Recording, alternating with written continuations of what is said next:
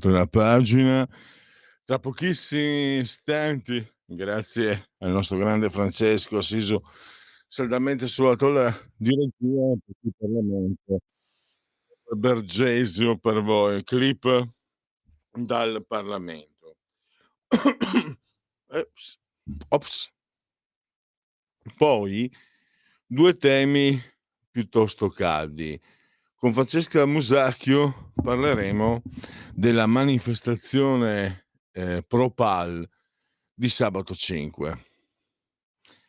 Ehm, Ci sono ascoltatori leghisti antichi. Quante battaglie, quanti conflitti, diciamoli burocratici per strappare una concessione. Ne parlavo proprio con Francesca Musacchio.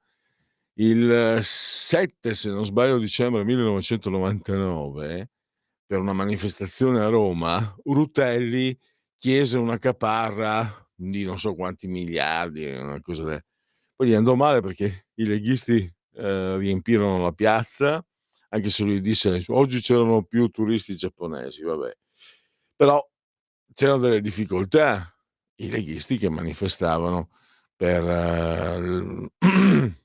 anche per l'accessione a quel periodo, 99 un po' meno, comunque per il federalismo eccetera.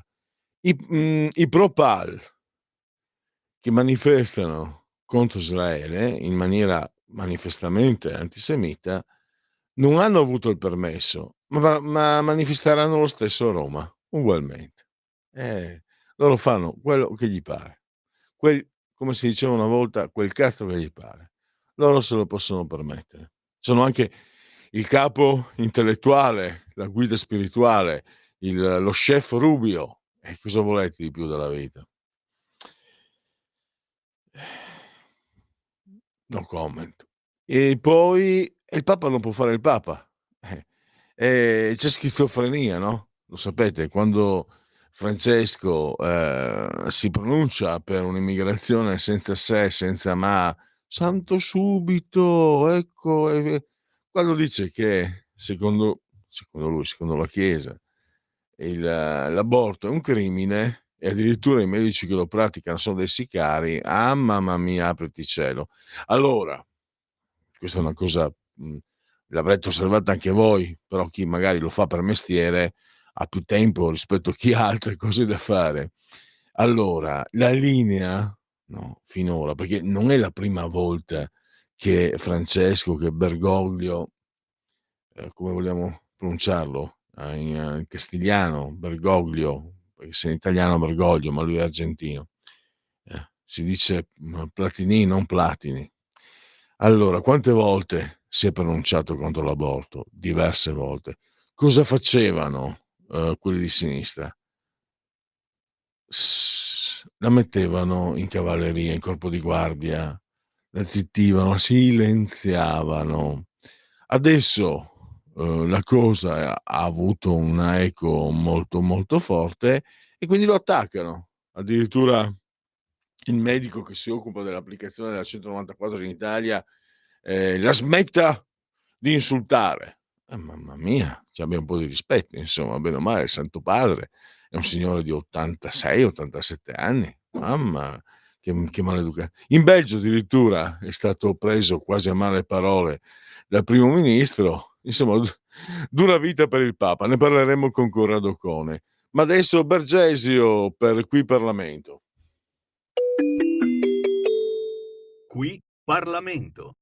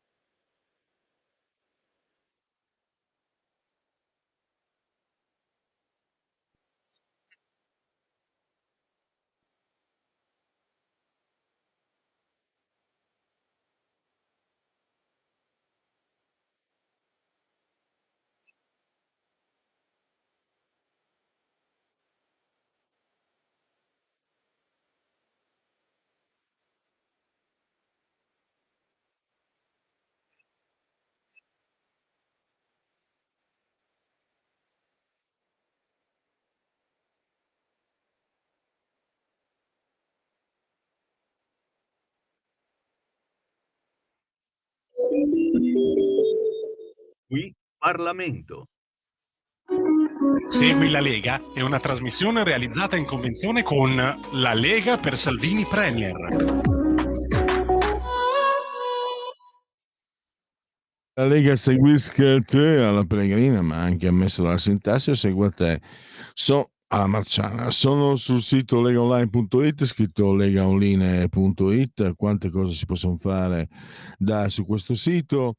Difendere i confini non è un reato. Hashtag io sto con Salvini, fai sentire la tua voce, firma anche tu. Poi leggi l'Instant Book, mi dichiaro colpevole di aver difeso l'Italia, 6 anni di carcere per Matteo Salvini nel processo Open Arms. Pontida domenica, legaonline.it hashtag Pontida24, vieni anche tu, il popolo del buonsenso. Il tesseramento, iscriviti anche tu nelle piazze in rete, molto facile, anche in rete si versano 10 euro tramite PayPal, anche tramite PayPal, senza nemmeno vi sia necessità che siate iscritti a PayPal, il codice fiscale, gli altri dati richiesti, e quindi vi verrà recapitata la magione per via postale, ma se di mezzo ci sono le poste italiane, io consiglio ampi e profondi e calorosi gesti apotropaici alle femminucce, ai maschietti e a tutti i sessi previsti e non previsti, perché io sono inclusivo. La tessera Lega Salvini Premier. Poi il libro scusate. Allora, il libro Controvento di Matteo Salvini, i miei anni di Lega, di vita e di passione politica con amici, alleati, processi e avversari, un'idea chiara di futuro nel nome della libertà. Lo puoi comprare in libreria, ma anche ordinarlo online. Il momento di autodeterminazione civica, il 2 per 1000, sono soldi nostri, ma lo Stato vorrebbe tenerseli. Noi però possiamo dirgli dove spenderli. Questo è un redazionale della Lega, quindi noi diciamo D43, questi soldi vanno in sostegno alle iniziative leghiste, il 2 per 1000, D43, D di Domodossola, 4 volte matematica, 3 il numero perfetto, le apparizioni degli eroi della Lega e suoi politici, vediamo, allora, questi sono già alle 12:05, il senatore Massimo Garavaglia, l'Italia Sedesta, Radio Cusano Campus, alle 16:35 il Luca Toccalini a Rai Radio 1, poi Massimo Garavaglia fa il bis questa sera alle 21 a TG2 Post, Rai 2, e poi Claudio Borghi questa sera è sempre carta bianca, Rete 4 alle 22:45, domani alle 16 nel pomeriggio l'europarlamentare Susanna Ceccardi, la potrete vedere o ascoltare a Sky TG24, e mi fermo perché è finito il periodo delle apparizioni. Chiudiamo Segui la Lega tra qualche minuto con Francesca Musacchio. Segui la Lega è una trasmissione realizzata in convenzione con La Lega per Salvini Premier. Stai ascoltando Radio Libertà, la tua voce libera, senza filtri né censura. La tua radio.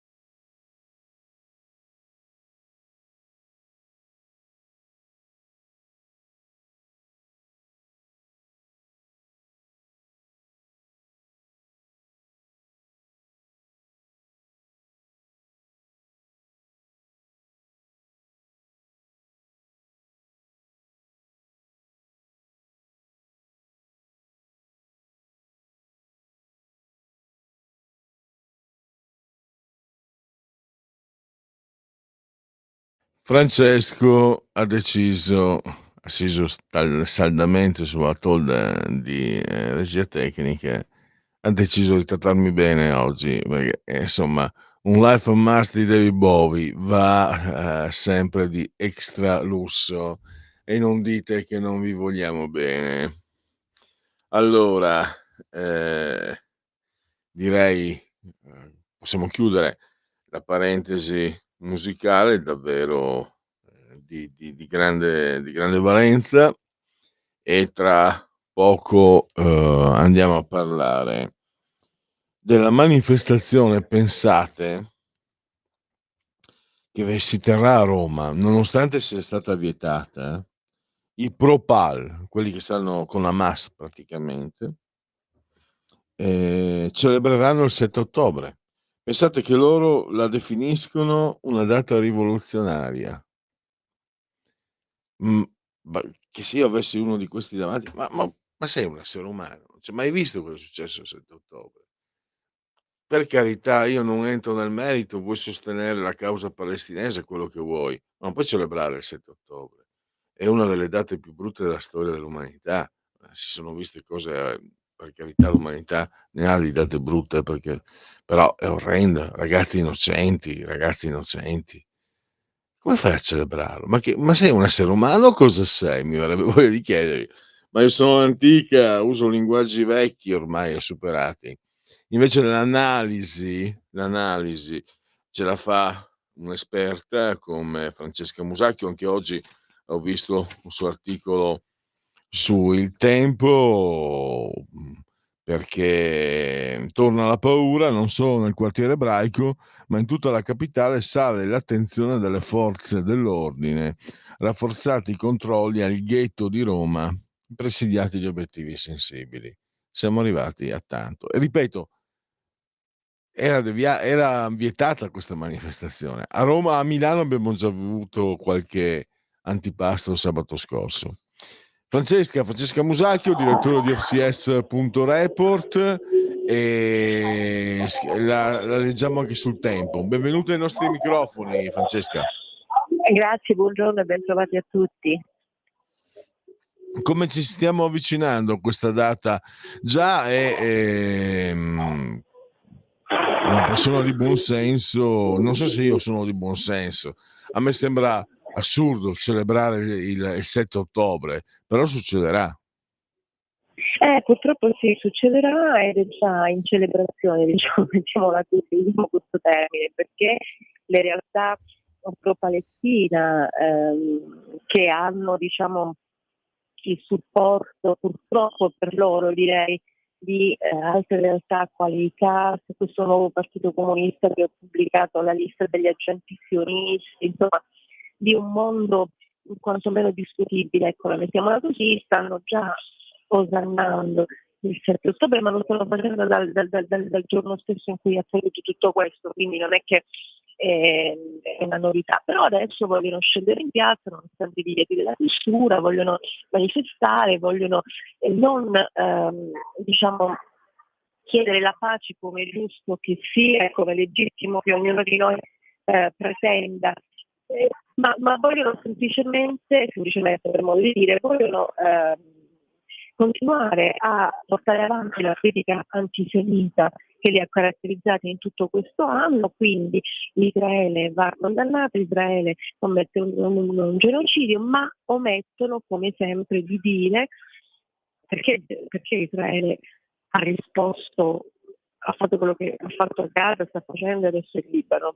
Questa la omettono perché per loro invece il 7 ottobre 2023 è stato qualcosa da glorificare, qualcosa da ricordare come qualcosa di positivo, cioè la morte di centinaia di persone, il rapimento di centinaia di persone, gli stupri sulle donne, i massacri che sono stati compiuti da Hamas sul popolo israeliano vanno bene perché Israele se lo merita. Allora, indipendentemente dalle simpatie di ognuno di noi per Israele o per i palestinesi, ma una roba del genere non può essere glorificata da nessuno. Quindi è veramente qualcosa di aberrante, cioè è come dire, tutto sommato Hitler ha fatto bene, cioè questa follia qui è la stessa, insomma. Io lo trovo inaccettabile, e trovo tra l'altro ancora più inaccettabile il fatto che, insomma, si stiano ribellando a come dire, un indirizzo di ordine pubblico che ha negato la possibilità di manifestare, ma non perché questa gente non deve manifestare, perché non puoi osannare, glorificare il 7 ottobre, non puoi andare in piazza come è successo a Milano con la foto della Segre, di Elkann e di altri con la scritta agenti sionisti. Cioè, questa è una roba pazzesca. Però questa gente promette il 5 di fare quello che aveva intenzione di fare. Ora vedremo che cosa succederà, ma sicuramente niente di buono. Non so perché, ma ho questa sensazione. Misura, no? Il diavolo si nasconde nei dettagli. Si è visto anche il caso Liliana Segre. Liliana Segre, quando viene nominata senatrice a vita, la sua mission, andare tra i giovani per raccontare l'olocausto che lei ha vissuto addirittura in prima persona, eccetera, era come dire una figura che trovava comunque una condivisione, cioè su Liliana Segre non si può non si può dire nulla, non si deve dire nulla perché Devi dire anche su di lei. e addirittura i cartelli con agente sionista. Lei Sì. che ha provato i campi di concentramento l'ha presa anche con ironia, ha detto: "Non pensavo alla mia età, credo abbia 88, 89 anni, non pensavo". Però è un segno di come di sinistra abbia, come dire, la libera uscita. Ma certo, ma poi c'è certa politica che continua a in qualche modo avallare queste condizioni, perché ci sono dei politici di sinistra che continuano ad attaccare Israele accusandolo di genocidio, e questo è quello che è ancora più incredibile, perché questa massa di manifestanti, come dire, è una parte del problema, ma poi c'è la politica che continua ad accusare Netanyahu e Israele di genocidio. Ragazzi, ma parliamoci chiaro, perché cosa avrebbe dovuto fare questo popolo davanti a quell'attacco? Poi possiamo discutere del problema israelo-palestinese quanto vogliamo, ne discutiamo da decenni e nessuno ne è venuto a capo, quindi non vedo come potrebbero venirne a capo questi gruppetti che vogliono manifestare il 5. Quindi è una roba che è più grande di loro, è qualcosa che avviene sopra il nostro tetto, ma questa gente qui non è che non lo capisce, usa questo argomento per fare evidentemente i propri interessi e le proprie speculazioni, perché sul conflitto israelo-palestinese che va avanti da decenni sono spesi politici, diplomatici, gente comune, giornalisti, e nessuno ne è venuto a capo. Ci sarà un motivo. Poi possiamo dare ragione agli ebrei, possiamo dare ragione ai palestinesi, questa è un'altra storia, ma è un conflitto così complicato dove oggi peraltro viene fuori in modo chiarissimo chi sono stati i mandanti, ancora anche se questa cosa è stata chiara dal primo momento, ma oggi ancora di più viene fuori chi sono stati i mandanti del 7 ottobre, qual era l'intenzione di questi mandanti nella fattispecie dell'Iran.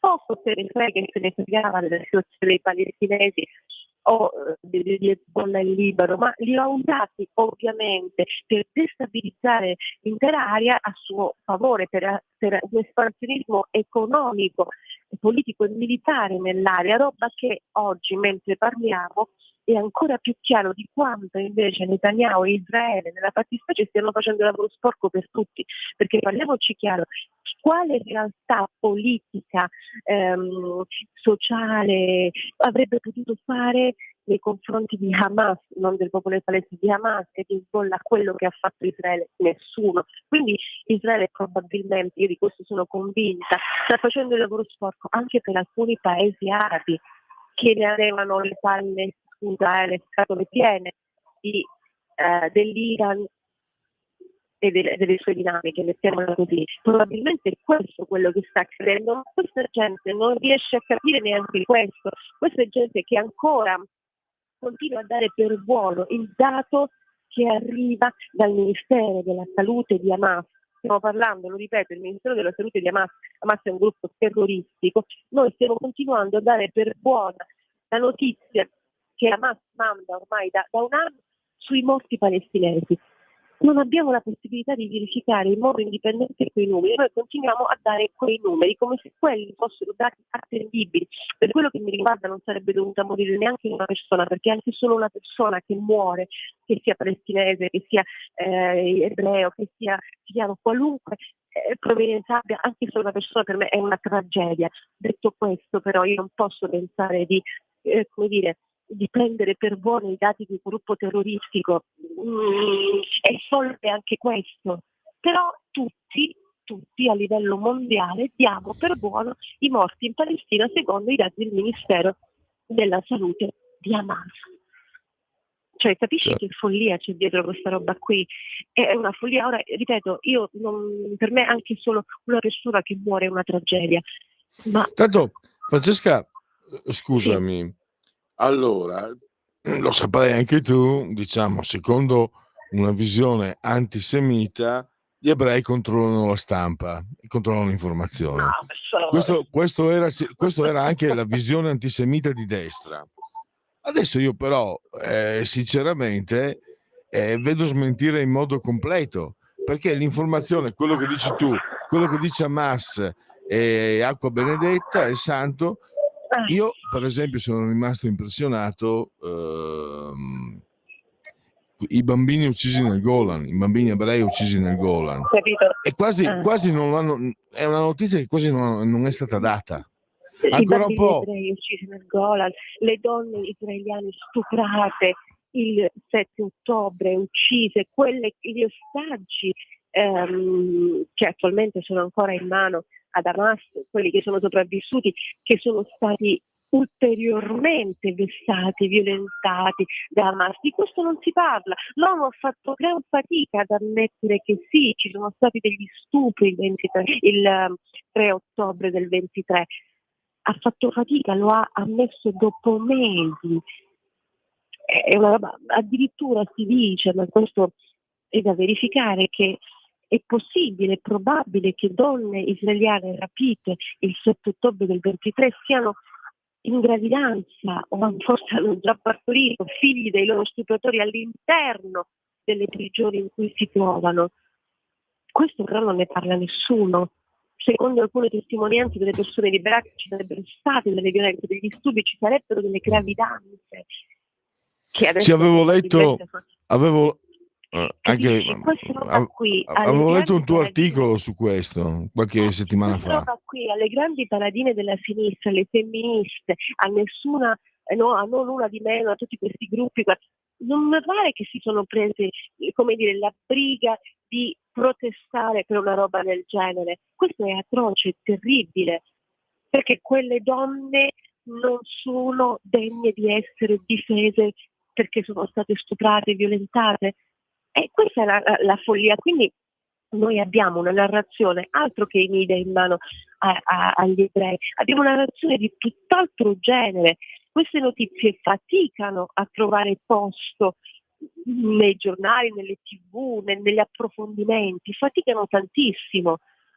Allora se l'informazione, tutto il mondo fosse in mano agli ebrei e tutti fossimo sionisti, queste robe sarebbero state divulgate con più forza, invece non mi pare che sia così. Quindi vedi, è proprio la narrazione che è sbagliata, è la stessa narrazione, la stessa propaganda che Hamas ha creato in tutto questo anno, usando come scudo i palestinesi, perché questa è un'altra cosa che non viene raccontata. I palestinesi che muoiono, che sono stati uccisi, che muoiono tutti i giorni, sono quello che Hamas vuole, perché sono usati come scudi umani. In fondo l'ho anche sostenuto l'ex capo di Hamas, che i palestinesi morti purtroppo sono un prezzo da pagare per la loro battaglia. Ma come? Il tuo stesso popolo? Fai uccidere e trucidare il tuo stesso popolo? In nome di che cosa? E questo è quello che non viene raccontato. E la narrazione quindi non è in mano agli ebrei, la narrazione è in mano ai terroristi e a tutti quelli che li fiancheggiano, perché non è necessario andare in piazza con la foto di Viviana Segre con la scritta genocide per essere un fiancheggiatore di Hamas. Si può essere un fiancheggiatore di Hamas anche non proponendo delle notizie, proponendone altre, proponendo delle notizie in un altro modo. E questo è quello che scrive e che è terribile, però oggi abbiamo tutta una discussione su quanto sia cattivo Israele, su quanto, però poi dall'altra parte senti arrivare dall'America le dichiarazioni del Presidente degli Stati Uniti, che non è esattamente l'ultimo passante, che rispetto a quello che è successo, rispetto alla morte di Nasrallah, il capo di Hezbollah, dice va bene, perché quel gruppo, quell'uomo è stato responsabile della morte di centinaia di persone. Allora questo a casa mia si chiama, come dire, in qualche modo significa che il lavoro sporco Israele lo sta facendo per tutto l'Occidente ipocrita e per parte del mondo arabo, che non potendo, farlo direttamente, non che abbia delegato Israele, però sta a guardare tutto sommato quello che stanno facendo tutto sommato può tornare utile anche a noi, non solo in chiave anti-Iran. Io farò sempre tesoro, come visione delle cose, quelle parole che mi riferisti tu l'anno scorso quando cominciamo appunto a parlare con te anche di questa tragedia. Ricordo anche che ci sono gli ostaggi che sembrano completamente dimenticati. Quando, in base anche alle tue esperienze personali, presa visione, raccontavi come ebrei e palestinesi andassero d'accordo. Ci sono stati gli estremi che hanno portato, perché anche questo, cioè non ci sono buoni e cattivi da una parte e dall'altra, ci sono manipolazioni, ci sono spinte per convenienze di vario genere, insomma, delle quali si può anche parlare. E spiace, però io mi ricordo, ho trovato, mi hanno insegnato molto quelle parole, no, Francesca, te ne ringrazio, però vedo che in giro sono tutti che non sperano altro che dividersi. Hamas, soprattutto poi devo dire che mi spaventa questa enorme massa di persone pro Hamas, che non sono proprio filo occidentali, tra l'altro. No, non lo sono per niente, anzi, sono anti-occidentali, sono occidentali anti-occidentali, che è una roba veramente fuori dal mondo, però esistono, sono tutte queste realtà eversive o pseudo-eversive che si sentono tale, ma che poi non lo sono, che in realtà poi, se vai a vedere le contestazioni di alcuni di questi gruppi che sostengono il pro-Palestina, sono contestazioni che sono rivolte anche allo Stato italiano, la forma di governo, propongono il socialismo, propongono quasi una rivoluzione sociale e politica, una presa di potere per arrivare ad altri obiettivi. Quindi se vai a leggere, i proclami di questo nuovo partito comunista, scoprirai che in realtà la questione palestinese è una delle tante questioni che loro affrontano, ma in realtà il progetto eversivo è molto più ampio. Quindi siamo di fronte ad un periodo, ora quanto valgano in termini di possibilità concreta di creare problemi, non lo so francamente, però sicuramente esistono, sicuramente hanno la possibilità di mettersi in mostra sulla rete, sia sul loro sito ma anche sui social, sicuramente hanno la possibilità anche di creare un seguito, quindi probabilmente andrebbero attenzionati molto di più, non solo per quello che riguarda la questione pro-palestinese, ma in generale.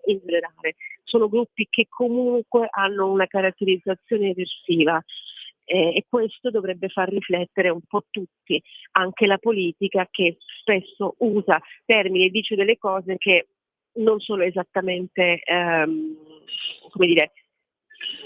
accettabili, ecco, che fomenta in qualche modo questo circolo di proteste legate alla Palestina, ma non solo. Allora io invece, su questo ti dico la mia, no, mi voglio confrontarmi, poi stiamo andando verso la conclusione. Quando vedo Chef Rubio, capo spirituale di questi dell'estrema dei comunisti, eccetera, non mi vien da prenderli sul serio, anche se è vero quello che dici, non lo contesto, i contenuti sono eversivi, ma vedo dei fanatici nostalgici, però poi visto che anche a una certa età, so che certi messa per esperienza, so che certi messaggi possono, come dire, infilarsi molto bene nella Certo, mente, soprattutto dei ragazzi più giovani, perché assolutamente. sono messaggi e potrebbero causare, quello sì, delle Sì, conseguenze sì. molto pesanti. Ma infatti questo è proprio quello che intendevo, hai capito perfettamente, cioè proprio questo è il rischio, che questi messaggi possono arrivare a menti, diciamo, ancora immature, impreparate, e avere degli effetti devastanti. Ma io di Rubio non parlo perché non penso che, cioè non saprei veramente perché dovrei parlarne, quindi non gli attribuisco nessun tipo di attenzione, però è tutto il mondo, diciamo, è tutto questo mondo che mi preoccupa proprio per quello che dicevi tu, perché poi questi messaggi bisogna capire dove arrivano. È chiaro che se lo leggo io, lo leggi tu e altre persone, sappiamo benissimo fare la tara e capire di che cosa stiamo parlando, ma non siamo tutti così, e soprattutto le menti più giovani possono rimanere, tra virgolette, affascinate da questi cavalieri senza macchia, che si propongono come salvatori del mondo. Insomma, è pericoloso per questo, sì, Sì, decisamente. difatti, anch'io da giovane, io non mi sottraggo magari da giovane a certi, non sono stato comunista, ma certi messaggi ti rendi per esempio, Certo, ecco, io ero affascinato moltissimo dal messaggio autodistruttivo di certi poeti, di certi cantanti, era certo, una cosa che mi affascinava tantissimo. Poi ti rendi conto, vabbè, che, è fantastico, è bellissimo, però poi alla fine sopravvivi e ti tocca star qua certo. a tirartene coi de no, stavo pensando che le cronache, la situazione complessiva vede un momento storico nei quali i giovani non hanno futuro, non lo vedono. È quello che è quello Sì, che gli manca, e quindi possono essere da quel punto di vista più, esatto. sedotti, più vulnerabili. Per quello, Sì, volevo, non tanto, per carità, che Chef Rubio abbia chissà che, però in un momento in cui un giovane non vede prospettive, non vede lavoro, certo, vede ipocrisia, eccetera, questi messaggi possono causare, ecco, in quel senso anche. Mi sembra, se sei certo, d'accordo. assolutamente. Assolutamente sì, è proprio quello il punto. Tra l'altro poi oggi, come dire, i social hanno un ruolo determinante in tutto questo, e come vedi sui social vengono veicolati determinati messaggi, quindi è complicato poi riuscire a far fare la tara a chi non ha gli strumenti, non perché è stupido, ma per evidenti motivi di età non ha ancora tutti gli strumenti necessari per fare delle valutazioni oggettive su queste, su questi fatti, su questi messaggi, e diventa complicato, complicatissimo. Io mi auguro solo che, insomma, ci sia una presa di posizione chiara da parte delle istituzioni, in modo tale da poter arginare questi fenomeni che, se lasciati andare, possono ingigantirsi, possono diventare veramente pericolosi. Bisogna fare un'opera di prevenzione molto importante. Che poi, adesso che ci penso, l'abbiamo davanti agli occhi.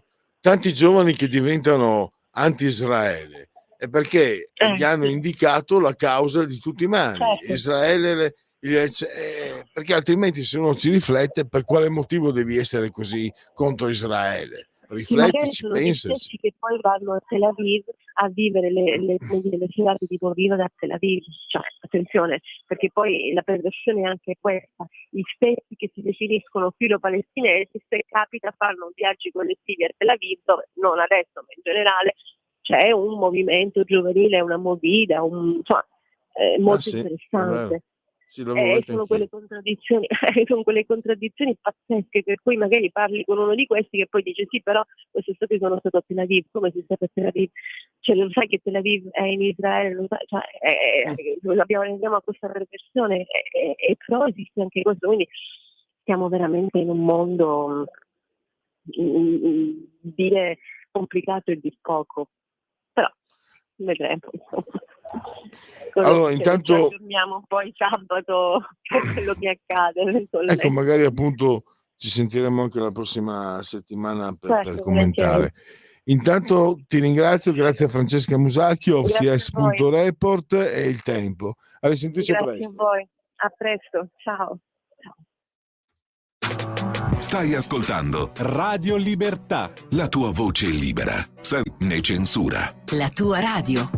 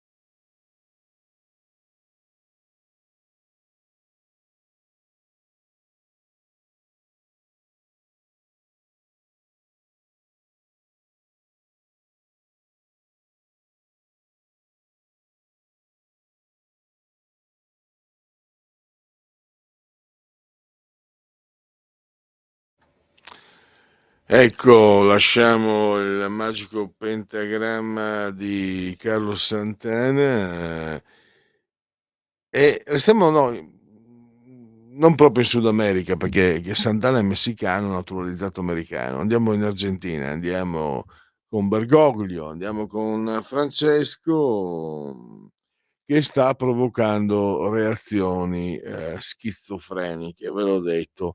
Il Bergoglio, soprattutto all'inizio, si pronunciava per l'immigrazione senza se, senza ma, e bisogna essere veramente cattivi, malvagi per non per chiudere le frontiere, bla bla bla bla, era l'eroe, no, di quelli che sappiamo noi, era santo subito. Poi, ve l'ho detto anche in presentazione di trasmissione, quando comincia a fare anche il Papa e si ricorda che per esempio sull'aborto le posizioni della Chiesa sono nitide e chiare, condivisibili o meno, quello è un altro discorso. Allora, ve l'ho detto come osservatore, siccome non è dall'altro ieri che Francesco tuona contro l'aborto, come faceva anche Papa Wojtyla, come hanno fatto tutti i papi, Lo hanno sempre nascosto, silenziato. Adesso è stato pesante perché ha detto che i medici che praticano l'aborto sono sicari e lo stanno insultando. Tra l'altro anche in Belgio, come riportava il nostro ospite, è stato accolto in una maniera che dal punto di vista diplomatico e anche della buona creanza, mi vien da dire, stupisce, perché parlando anche lo sapete, gli abusi che ci sono stati nella Chiesa, il premier belga ha apostrofato piuttosto severamente il Papa, secondo me in modo anche abbastanza ingeneroso, perché mi sembra che, poi magari mi sbaglio, ma mi sembra che su questo fronte questo Papa abbia cercato veramente di voltare pagina e di entrare proprio nel merito del marcio della vicenda. Sta di fatto insomma che verrebbe da dire non c'è più religione. Ehm, una battuta facile, però in realtà, la visione di quello che sta succedendo è molto più articolata e complessa. Corrado Cone, lo possiamo leggere anche su Libero, lo abbiamo in collegamento, Skype credo. Lo saluto e lo ringrazio. Benvenuto professor dottor Ocone, grazie per essere qui con noi. Buongiorno, ecco. Allora, sì, in effetti quest'ultimo Bergoglio sta molto, insomma, facendo un po' andare, rosicare, diciamo così, i nostri soliti noti, cioè tutto il vasto e vario mondo progressista, che poi in fondo, come sappiamo, almeno per certi stilemi, ed è stato comunista, insomma.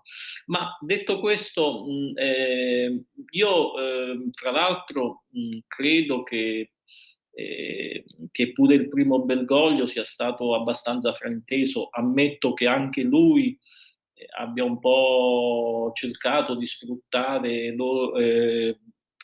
il successo che aveva in certi ambienti, però la posizione sua fin dall'inizio, insomma, almeno se si fa riferimento ai testi classici, alle fonti della sua ispirazione, erano un po' più compresse e non appiattibili semplicemente sull'ideologia del politicamente corretto. Fra l'altro, la cosa che poi va pure sottolineato è che la Chiesa cattolica è profondamente divisa, che c'è una lotta interna, che il credo di alcune nazioni, direi anche quello italiano, sono su posizioni molto progressiste, altri come il credo tedesco, di cui forse quello belga, soprattutto all'Università di Romagna, sente l'influenza, addirittura sarebbero per una resa della Chiesa cattolica, cioè per farla diventare qualcosa di molto simile alla Chiesa protestante, cioè sostanzialmente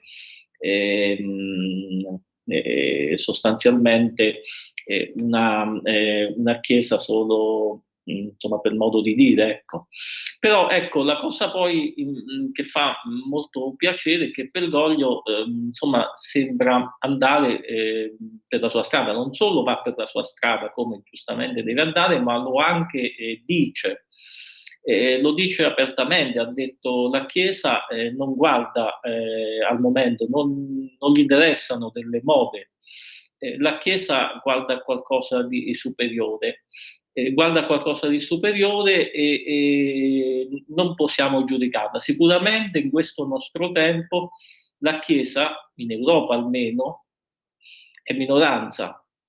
Non solo è minoranza, ma è anche una non ancora perseguitata, ma sicuramente oltraggiata. Mentre, cosa che non può dirsi per tutte le zone del mondo, perché il recente viaggio del Papa del sud-est asiatico con i bagni di folla, eccetera, ha mostrato quantomeno un rispetto che diciamo, l'istituzione che lui rappresenta ha. E quindi però Bergoglio ha deciso, appunto, teorizzato e anche detto che va per la sua strada perché lui è il Papa e quanto Papa deve seguire la sua via, non deve lasciarsi influenzare dal secolo, diciamo così. Però ecco, la Chiesa Cattolica, ripeto, una parte della Chiesa Cattolica molto forte in Europa, insomma, vorrebbe in qualche modo che la Chiesa si sciogliesse o che diventasse al massimo un'organizzazione di tipo filantropico e che una ONG, e che soprattutto questa parte di credo vorrebbe che insomma, la Chiesa abbracciasse in toto quasi la visione del mondo che ben conosciamo, i dogmi della religione progressista, quindi è stato da questo punto di vista molto significativo l'intervento, anche quello era una sorta di reprimenda, come dico io nel mio articolo, che il rettore della Università di Locarno ha fatto al Papa, cioè al Papa ha chiesto una Chiesa inclusiva, sostenibile, insomma tutta la solita canzone d'organetto, frasi fatte che ben conosciamo, e in sostanza ha chiesto alla Chiesa Cattolica di sciogliersi nel mondo, di non fare più la Chiesa Cattolica, mentre la Chiesa Cattolica deve andare controcorrente per natura, perché deve fare scandalo, come diceva Oportet, cioè deve portare lo scandalo nel mondo, sta scritto già nei testi evangelici questo fatto qui. Tra l'altro io pure sull'immigrazione, allora bisogna distinguere. La Chiesa deve fare la forza della nostra civiltà occidentale, a mio modo di vedere, così come si è costruita, soprattutto negli anni niente affatto bui come vengono presentati del Medioevo, in cui c'era una dialettica molto spinta fra bello e papato. Comunque la forza del nostro civiltà è quella di aver avuto la forza di distinguere sempre Cesare da Dio,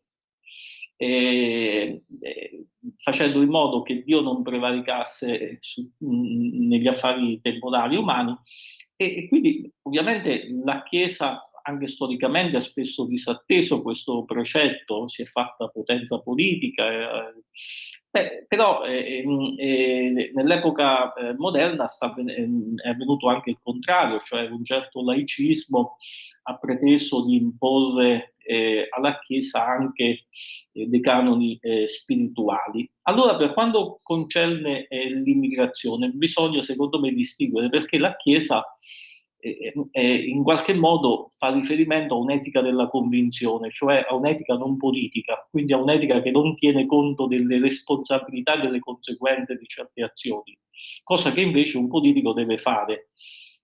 Questo lo spiega molto bene Max Weber in quella conferenza, la vita politica come professione, la politica come professione del 1919. E allora, nell'etica convinzione, ovviamente la Chiesa fa bene a dire sono vite umane, vanno curate, rispettate, eccetera. E non potrebbe fare altrimenti. Però una parte della Chiesa, quella che fa politica, traduce questo diciamo dettame evangelico a cui qualsiasi persona minimamente umana non può aderire in qualcosa di diverso, in politiche, e quindi dice sì, allora proprio perché noi dobbiamo essere umani con tutti, accogliamo tutti. Il politico deve badare alle conseguenze di questa accoglienza di tutti, l'accoglienza non solo su chi già vive nei posti dove i cosiddetti immigrati, che gli immigrati raggiungono, ma anche degli immigrati stessi, perché gli immigrati a cui spesse volte è stato prospettato un mondo di favola, arrivando in massa rischiano anche di trovare tutta un'altra cosa, di trovarsi nella necessità di fare i delinquenti sostanzialmente. E allora ecco, il politico deve deve badare sempre alle conseguenze delle sue azioni. Questa è l'etica della responsabilità, a cui la Chiesa come entità spirituale non è tenuta ad aderire. Occorre, Però, se posso interromperla, mi interessa una sua riflessione.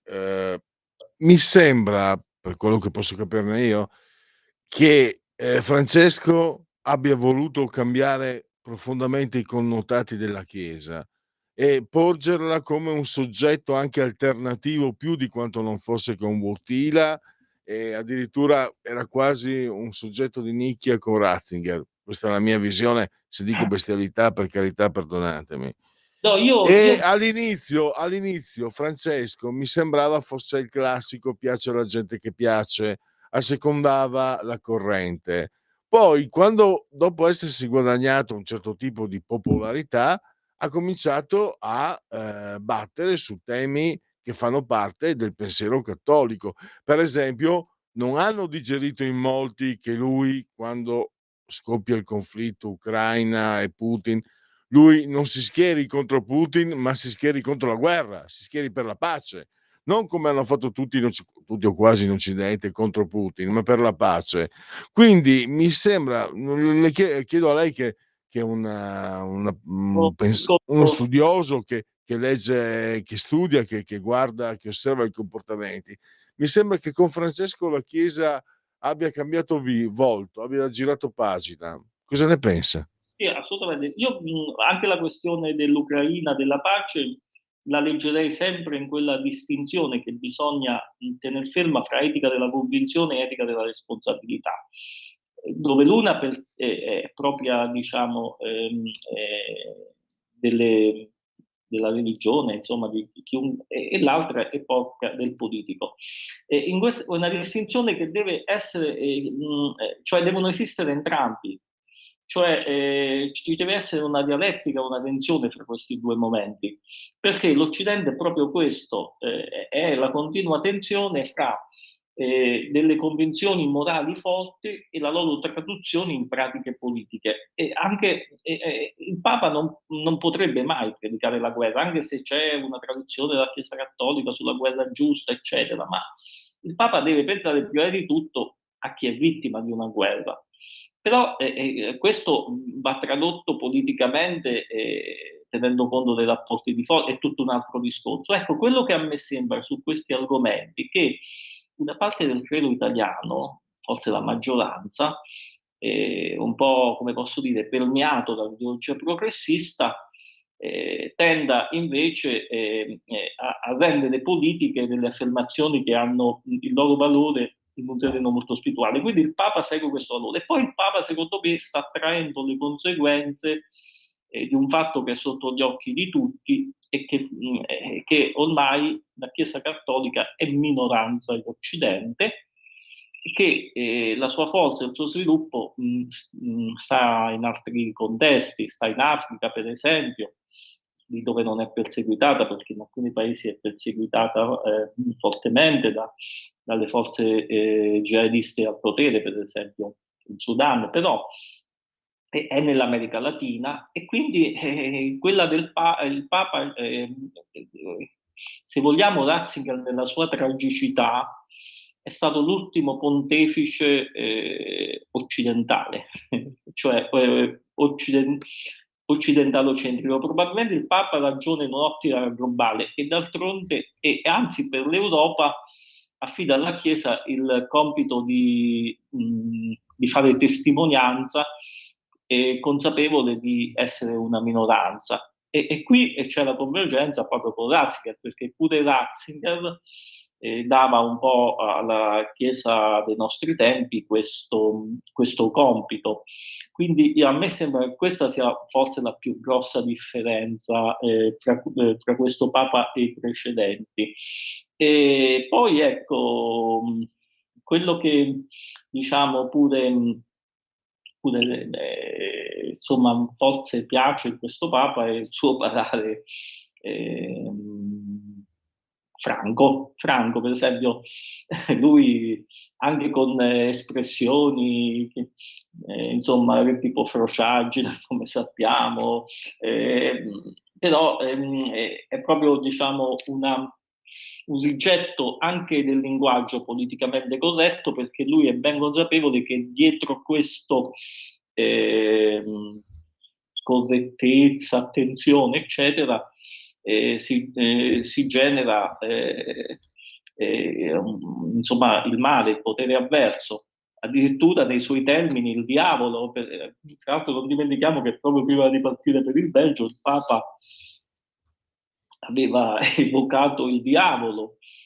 Anche questo avrebbe destato molto scandalo in una cultura come quale quella che domina oggi l'Europa, che è da una parte, come dico io nel mio articolo, di ascendenza illuminista, quindi è tutto riconducibile alla ragione, eccetera, eccetera, e dall'altra è nichilistica, perché ovviamente dove tutto è ragione non esiste più nemmeno la ragione, perché l'uomo è un essere compresso, non può essere ridotto alla sua ragione, la razionalità non può diventare razionalismo. Quindi capisco che parlare di diavolo può aver fatto, insomma, molto scalpore, perché nella mentalità semplicistica che hanno i postmoderni, post-illuministici, chiamiamoli non lo so come, vabbè, tu parli di diavolo, tu appartieni ai secoli oscuri del Medioevo. No, la questione è molto più complessa, ovviamente, e fra l'altro, visto che qui scorre sempre l'immagine pure di Benedetto Croce, Croce aveva addirittura scritto un'apologia del diavolo, che non era un'apologia, ma aveva appunto, traducendo in termini laici, insomma, questo concetto religioso, aveva detto che appunto il male è presente e appunto spesso si traveste sotto le vesti del bene, cioè il politicamente corretto alla fine non è questo, è un potere che vuole escludere, che vuole esercitarsi con forza pervasiva, però lo fa in nome dell'inclusione, della diversità, dei buoni sentimenti. Quindi bisogna sempre un po' diffidare dei modalisti, di chi diciamo si fa portatore di buoni sentimenti, perché insomma, direbbe Nietzsche, dietro questi buoni sentimenti ci sono troppo umani interessi. Mi sembra, Corrado, Sì, che adesso non posso discettare io, per carità, no. di certe tematiche, però leggo una costante, una specie di comune denominatore, a partire da quello che diceva sui migranti, Papa Francesco, l'essere umano al centro. Cioè in un periodo in cui c'è una sorta di disumanizzazione, addirittura si parla del transumano, mi sembra che questo Papa abbia, come dire, posto l'accento sull'essere umano per quello che è, a partire da quando è feto, quando è in sofferenza, in difficoltà, quando è migrante, quando è vittima della guerra, quando ci sono degli abusi, quindi l'essere umano percepito anche per certi aspetti in una sua normalità, che non deve essere vista come una diminuzione, no? L'essere umano ha un grande valore anche per quello che è. Aggiungo, Corrado, che quello che mi ha colpito tantissimo, il messaggio alla terza età di Papa Bergoglio un anno e mezzo fa, credo fosse il giugno 2023. È un messaggio di una potenza enorme. Non è la lettera a Ratisbona di Ratzinger, per carità, ma è poi io che sto andando incontro alla terza età ancora di più. Però, anche lì il recupero dell'essere umano anche quando è anziano, no, perché ormai l'essere umano lo vediamo, nessuno accetta di essere anziano, vogliono tutti essere giovani, Viagra, palestra, plastica, bla bla bla. No, invece nelle civiltà contadine dalla quale io provengo, l'anziano, allora, se l'anziano è un cretino, resta un cretino, era cretino da giovane ed è cretino da anziano. Ma se l'anziano è una persona intelligente, l'anziano ha ancora più valore perché poi ha l'esperienza. Anche questo, cioè a me sembra di vedere veramente una coerenza di ferro in questo Papa sotto questo aspetto. Non vorrei essere troppo entusiasta, intanto io non sono neanche praticante, quindi figuriamoci. No, Cosa ne pensa lei, Occone? sì, assolutamente. Io tra l'altro direi che questa centralità dell'uomo, l'uomo così come è, quindi non il post-uomo, l'uomo quindi fatto di bene e male, quindi imperfetto, un'imperfezione che diciamo i liberali hanno sempre predicato, ma che in sostanza fa riferimento al peccato originale, insomma, che ci insegna la dottrina cattolica, cioè l'uomo deve fare e tendere al bene, però c'è un elemento che, e quindi l'uomo è quello che è, noi dobbiamo preservare l'uomo per quello che è.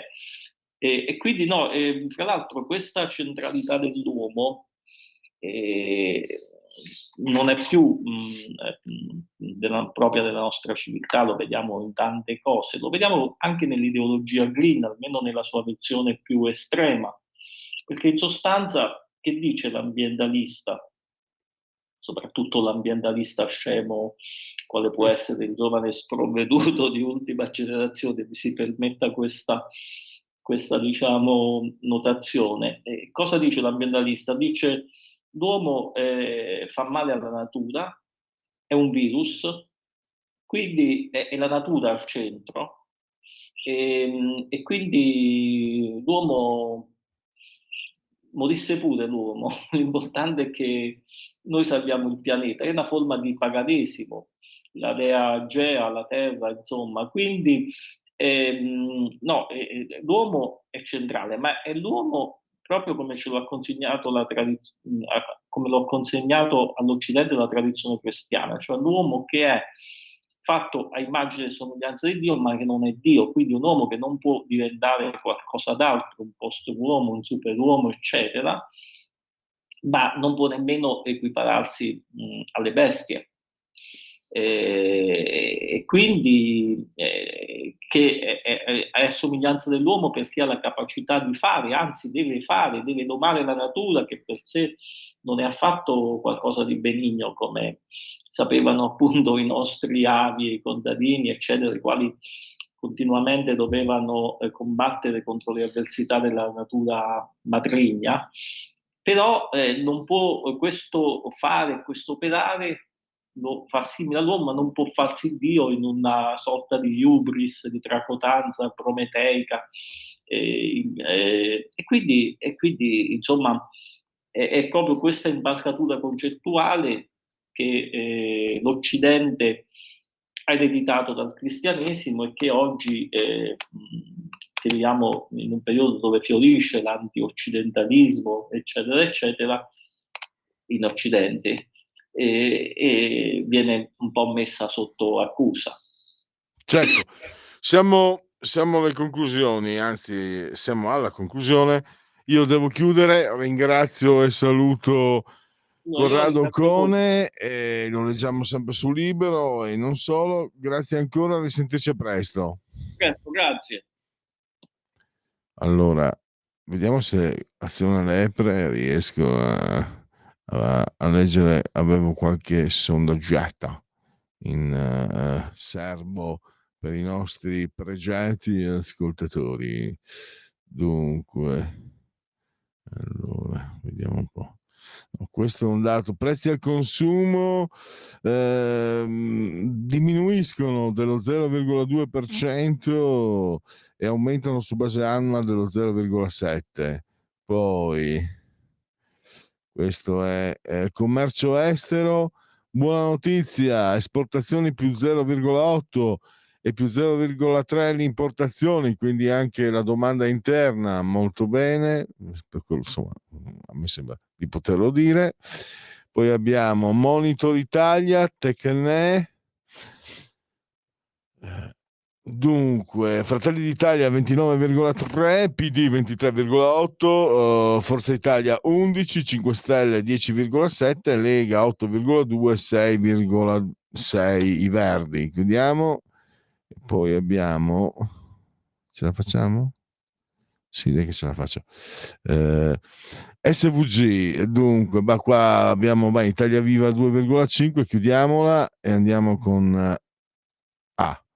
Fratelli d'Italia 29,8, PD 22,4, 5 Stelle 11,8, Lega 8,4, Forza Italia 8,3, Verdi e Sinistra 7,1. Benissimo, possiamo chiudere. Grazie al grande Francesco Assiso, saldamente sull'altura di comando in regia tecnica. Grazie a tutti voi per aver scelto anche oggi Radio Libertà. Miau.